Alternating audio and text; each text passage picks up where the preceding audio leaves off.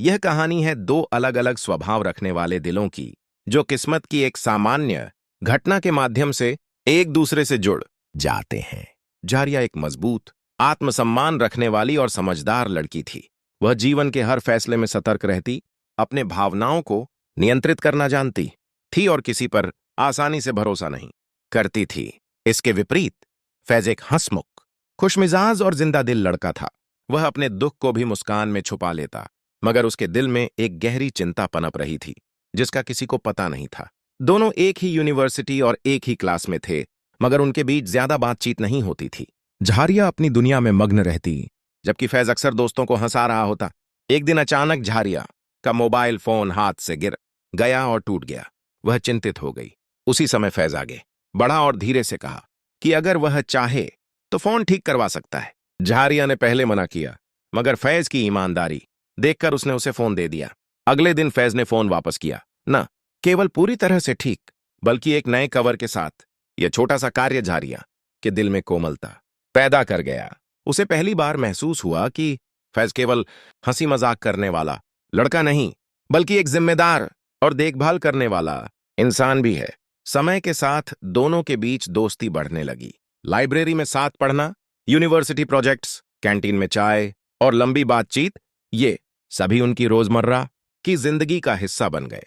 झारियां धीरे धीरे फैज के करीब आने लगी, मगर वह महसूस करती रही कि फैज की मुस्कान के पीछे कोई दर्द छुपा हुआ है। एक दिन झारिया ने हिम्मत करके पूछा कि वह हमेशा सबको हंसाता है, मगर खुद क्यों डरता रहता है। फैज ने टालने की कोशिश की, फिर बस इतना कहा कि उसे रिश्तों के टूटने का डर है। यही बात झारिया के दिल में शक को और गहरा कर गई। अचानक एक दिन फैज यूनिवर्सिटी आना बंद कर देता है। झारिया बार बार कॉल करती, मैसेज भेजती, मगर कोई जवाब नहीं आता। 2 दिन बाद एक पत्र आता है जो झारिया की दुनिया बदल देता है। उस पत्र में फैज अपनी बीमारी का जिक्र करता है, एक ऐसी बीमारी जिसका इलाज लंबा और महंगा था। वह लिखता है कि वह नहीं चाहता था कि झारिया उसकी वजह से टूटे, इसीलिए वह चुपचाप चला गया। झारिया इस सदमे को सहन नहीं कर पाती। वह विभिन्न अस्पतालों में फैज को ढूंढती, डॉक्टरों से पूछती, मगर कोई पता नहीं चलता। दिन रात रोते हुए वह केवल एक ही प्रार्थना करती है कि फैज जीवित रहे और ठीक हो जाए। महीने बीत जाते हैं, मगर उसका इंतजार खत्म नहीं होता। प्यार अब केवल एक एहसास नहीं रहा, बल्कि धैर्य और विश्वास बन गया है। 6 महीने बाद एक शाम झारिया अपने घर के दरवाजे पर किसी को फूलों का गुलदस्ता रखते देखती है। दिल की धड़कन तेज हो जाती है। जैसे ही वह दरवाजा खोलती है, फैज उसके सामने खड़ा होता है। वह पहले से कमजोर था, मगर उसकी आंखों में वही पुरानी चमक और प्यार मौजूद था।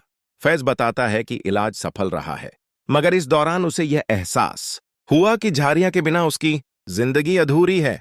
वह मानता है कि उसकी सबसे बड़ी गलती यह थी कि उसने फैसला अकेले कर लिया।